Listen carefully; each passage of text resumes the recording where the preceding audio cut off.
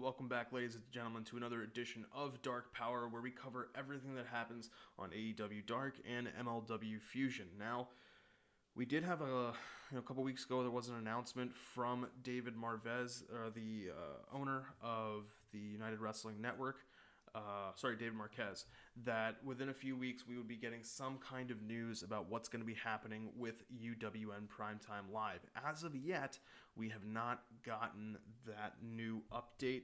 That came out on, I think it was, if I check, that was January 29th.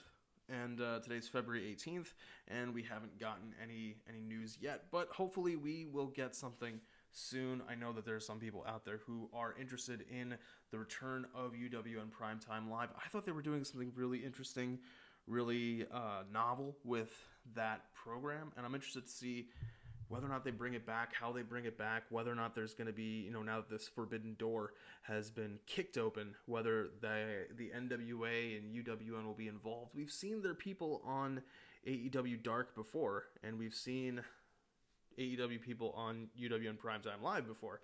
So it stands to reason that maybe there could be more in the form of crossover. But there's a lot to get to this week when it comes to our already established shows that we cover here on Dark Powerrr. And as a special treat, we will also be covering the Japanese side of the AEW Women's World Title Eliminator Tournament. So let's start off immediately with Dark itself. There wasn't that much for this episode of Dark. It was actually a shorter episode of Dark, only about an hour long, and they had some alright matches in there. One of the things that stood out to me, obviously, is the opening contest. It's not always the case when we get Jon Moxley or somebody of his caliber on Dark these days. We used to back in the day, right? As I always famously keep reminiscing about, we did once see Kenny Omega versus Kip Sabian on Dark. But here we have Jon Moxley taking on John Cruz. Quick match, 2 minutes, 13 seconds. Moxley gets the win, referee stoppage. Kind of what you would expect to see happen. Good match, though, in the sense that you're just consistently getting over that level of dangerousness that Moxley has at any and all points in time, and kind of really sets the stage for what could potentially happen between him and Kenny Omega down the road. But I gotta give because -1 isn't here, the MVP of Dark immediately goes to John Cruz, because right after this, John Cruz goes to the back, puts on a costume, and comes back out because the very next match is Bear Country versus Chaos Project, and John Cruz is Serpentico. But this was a pretty good match for what it's supposed to be. I think Bear Country, we're starting to see more from them, and they're getting a win over an AEW contracted talent in the form of Luther. So maybe that is a sign that Bear Country is going to be all elite very soon. Another match that kind of stood out to me was Shauna versus Renee Michelle, getting Shauna another win. Good to see her getting that win. I think that her picking up wins before was just so that when they fed her to Britt, that it looked, a little bit more impressive that Britt was beating somebody with wins as opposed to somebody without wins.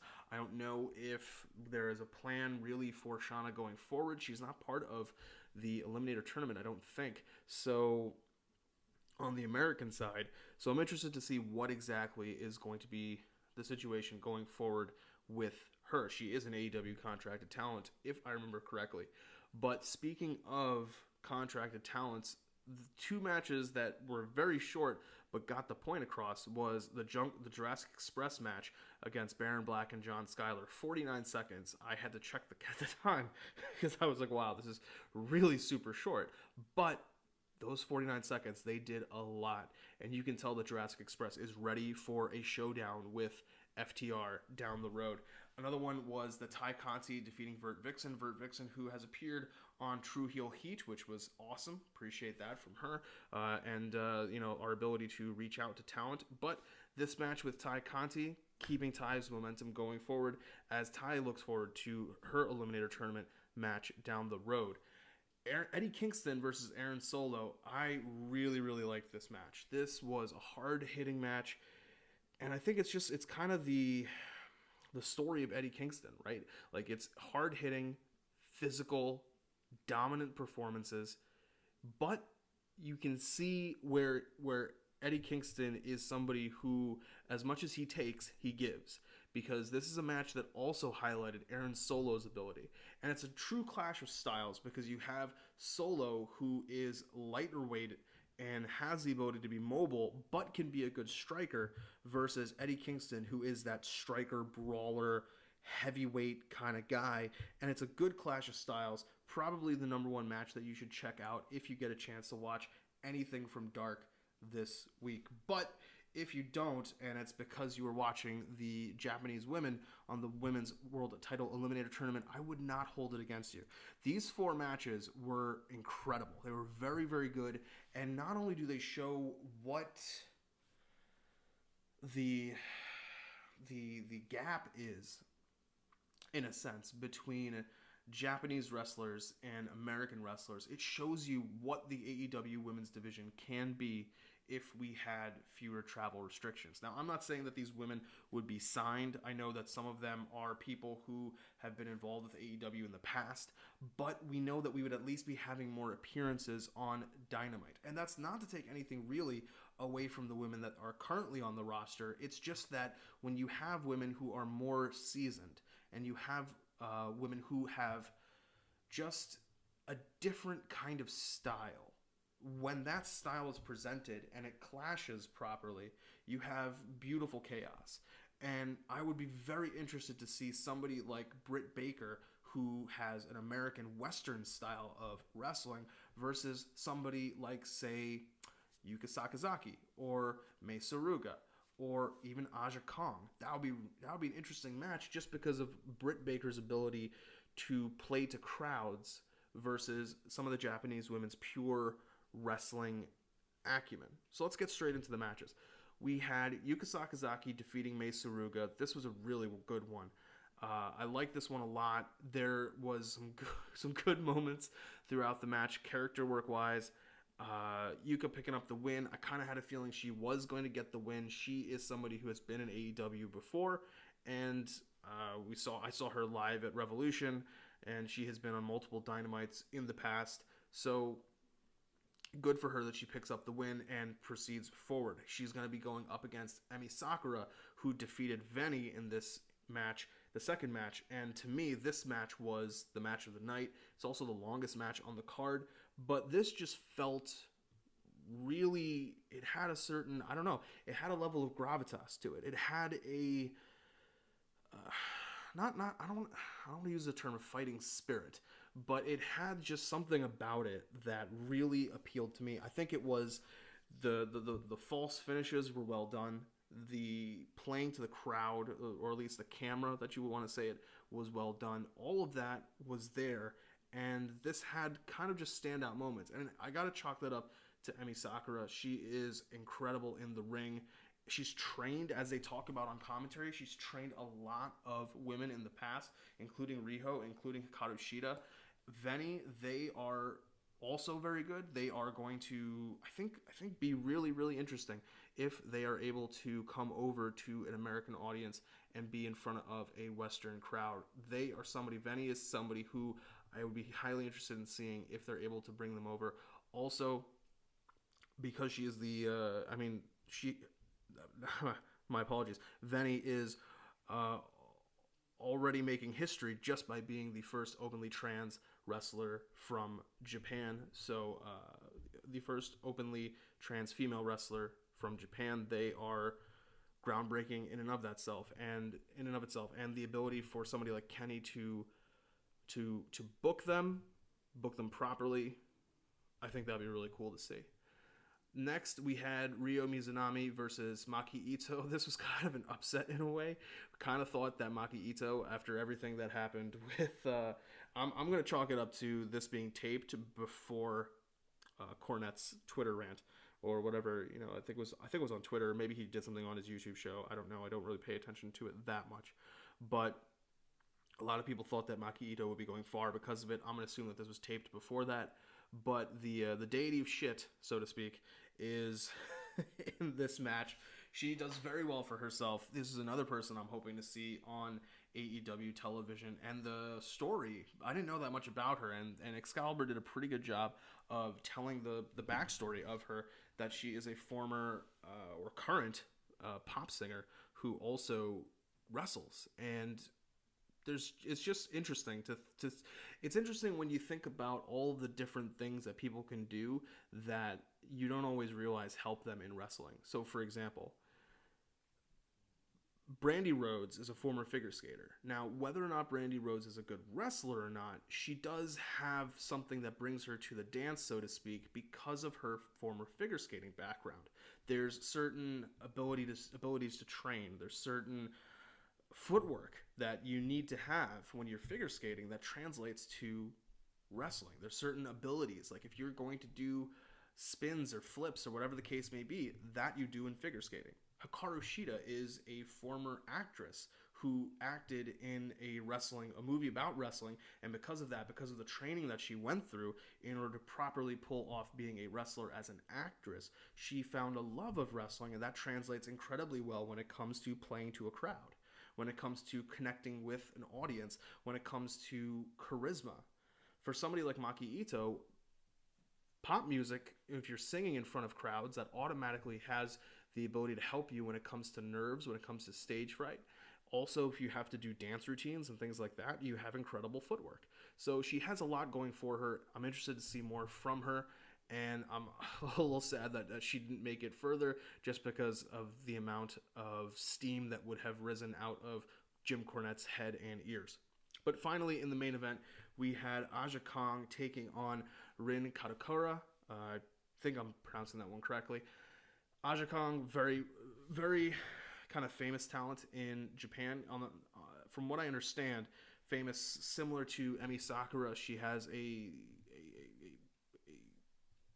good history in the ring, and she has something that a lot of other women don't have, and that's imposing size and imposing stature. And unlike some people who, have a history of botching badly, she is able to use that size and strength very well. And this was a really good match that told a good David and Goliath story. Honestly, while I'm saying that Emi Sakura versus Veni is the match of the night, I would definitely say check all 4 of these out. It was a really good, and it's only their total is about an hour long. It was just a really good hour of professional wrestling. That is, I think, my one takeaway, my biggest takeaway from this event. But last but not least, we have to talk about MLW Fusion. So, Fusion. Okay, so this Fusion was the long-awaited Filthy Island, right? This was the long-awaited Filthy Island, Tom Lawler. The matches themselves or whatever, it's more about just the presentation of the place. So yeah, we knew that this was a play off of I forget the name of what was Firefest, right? Yeah, Firefest, because that was how AEW got Fyter Fest, right? Firefest with Ja Rule and all of that promotion, all that stuff that went south. They made documentaries about it. There was a lawsuit about it. The lawsuit was hilarious, but that being said, they are doing a riff off of that with Filthy Island. Throughout the episode, there are plenty of references to the fact that they don't have money to pull this off. There are problems with catering. All they have are like cans of Spam. The audience is like 3 people. The audience are sitting on a sofa, which is incredibly dilapidated. Like it would not... somebody would have to pay you to take it from them off of Craigslist, and they're calling it a multiple $1,000 Italian sofa. There's just really hilarious things regarding the overall presentation of Filthy Island. The matches themselves are just kind of whatever. So Dominic Guarini defeats Mauna Loa. I don't even know who the hell this person is. They didn't have an actual link on Cage Match, so I don't know. I have no idea who this person is.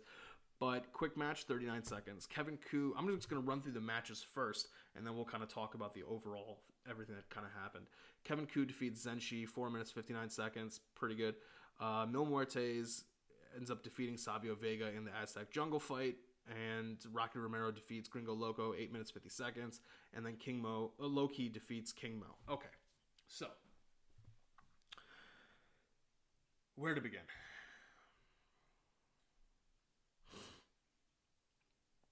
Zenshi coming out of nowhere was really cool. He was hiding. So the ring has no ropes, and it's just the corner posts. They're also kind of underneath the shade of a tree. I think they could have done a little bit better filming of this, or they could have picked a non-cloudier day, because some of the camera work, the shadows of the tree was a little, it was a little difficult to see for some of the stuff. Not as bad as that Aztec jungle fight's going to be, where they learned absolutely nothing from the Bakle brawl, though I figured the way they were taped, they didn't really have a chance to learn that much from them or make any changes. However, Kevin Ku comes to the ring for his match, and Zenshi is hanging out in the tree with one of the branches that's extending over the ring, so he's able to just jump off and nail Kevin Ku. But both Team Filthy guys pick up the wins, kind of expected that. Next, we had some fun, like their fun little vignettes from the Von Erichs saying, you know, hey, we're here on this island because it's in Hawaii. This is where we live. We're gonna go out there and make sure that King Mo is not able to pull a fast one over Loki, our friend. Okay, so they're like riding into battle. Cool. Meanwhile, in the Aztec jungles, pretty sure it's not in the Aztec jungles, but in the Aztec jungles, Mil Muertes is taking on Savio Vega. Now, this was cool in the sense that they presented it sporadically throughout the episode as though they were having a live satellite feed, and the feed was like dropping and coming back and dropping and coming back, and so when they got it, they were cutting to it. Cool, I like that. What they didn't need to do was have the commentators, who did not sound as though they were actually physically present, constantly tell us that the commentators did not actually want to be there because they feared for their lives. A couple times would have been nice, or yeah, it would have been okay, but throughout the entirety of the whole thing, just was like, it just got tiring. Like, we get it, you're scared, Mil Muertes is there, you're in the middle of the jungle. The leader of Azteca Underground said that blood's gonna flow. You have no idea what that's gonna mean, what that means, or what that entails. I get it. You're fearing for your life. One, you don't sound as though you're there. It sounds as though you have crisp audio when this is a satellite feed that's going all over the place. Even if we had seen them, or, you know, like we'd seen them and they'd kind of looked like they were running around to see what was going on, or if they had if they're doing this in a studio or something like that, just taking a couple laps around the room or something like that to make it sound as though they had been chasing down the camera guy and chasing down what was going on, and so they were just kind of, you know, out of breath. It's just we're running after, and it's the devil. The devil is in the details, right? And that was something that kind of was a bit lacking. But overall, Mil Muertes kind of defeats Savio Vega. You kind of knew where this was going already, and for what it is what it is. I will say Rocky Romero has probably one of the best lines of the entire episode, despite, I don't know who it was from, I didn't catch his name, from America's Top Team, who was doing commentary with Lawler for the actual Filthy Island matches. He was pretty funny, but Rocky Romero might have had the line of the night when he comes out for his match against Gringo Loco, which is going to be the match of the night here, and he just looks over at Lawler and he goes, you know, earlier this year I was at the Tokyo Dome and now I'm here. And Lawler's just like, yeah, this is great. This is amazing, isn't it? And then Lawler's comparing taking a loss at Filthy Island to taking a loss in the Tokyo Dome or at Madison Square Garden, or, you know, some of the famous arenas that wrestling has had events held at. But it was just a funny little moment. Just a nice play, because, you know, Rocky Romero is talking shop at Mania with Gallows and Anderson, and he has no problem doing any of this kind of stuff, which, I mean, you know, you got to do sometimes. It is what it is. But good, and that was a pretty good match, actually. Like, low-key, that was, no pun intended, off of the name, but that was a pretty good match. But speaking of low-key, the Loki King Mo match, I don't know, it was supposed to be a no-holds-barred knockout fight. Okay, all right. The ref, they kind of played this up about the ref being, you know, inexperienced for what this was supposed to be, an MMA fight, whatever you want to call it. But Loki gets the win back because when he's got King Mo in a submission hold, Mo is trying to, get to the ropes, which again don't exist. But as is often the case in a wrestling match, when somebody's trying to grab the ropes or get to the ropes, it kind of looks as though they're tapping. Now here, he's doing that, but there are no ropes. So the ref thinks, well, he must be tapping, which makes sense. And so he rings the bell, and King Mo allegedly was not tapping, but he could have been. So now, of course, Loki has his win back. Everything's kind of hunky-dory, and then Lawler and Filthy Island attack, or the rest of Team Filthy attack Guarini and Kevin Koo. And then coming in to save the day of the cavalry, quite literally the cavalry, not horses, but a jeep, are the Von Erichs. And they show up, and Filthy Island, this episode kind of goes off the air with all of them kind of brawling. And there's the part of me was like, wow, I hope that this was not the Von Erichs' actual car, or if it is, yikes. I hope that MLW reimbursed them, because when low-key, so because there's no ropes or anything like that, they just pull up directly to the side of the ring and kind of jump out, run off down the hood of the car, and get into the ring. Low-key is going to later take Lawler and throw him onto the hood. But when he throws him onto the hood, Lawler is going to hit the hood with such an impact and such force that he's going to dent the hood, and when he rolls right into the windshield, and he smashes part of the windshield. So if this really was the Von Erichs' car, I sincerely hope that MLW reimburse them for their car getting damaged, because otherwise that's gotta suck. But guys, my time here is drawing to a close with you. I will say that I did, each show had something, right? The Japanese women had a phenomenal series of matches. That was your pure wrestling of what I was watching this week. Dark had storyline continuation for things that are happening on AEW. No waiting room, which would have been nice, but whatever. We had some star power on Dark with the appearance of Moxley. There was a lot of good stuff on Dark, and then Fusion kind of brought that, or Filthy Island kind of brought that level of humor that you didn't always know that you needed, but after you got it, you kind of want some more. But guys, until next time, I am the StatKing. We appreciate everything that you guys do for us. Make sure you hit that like button, comment, share, subscribe if you have not already. Like I said last week, we are past 1,000 subscribers, and we are looking to always continue. We are looking to always grow. Until next time, guys, thank you guys for tuning in,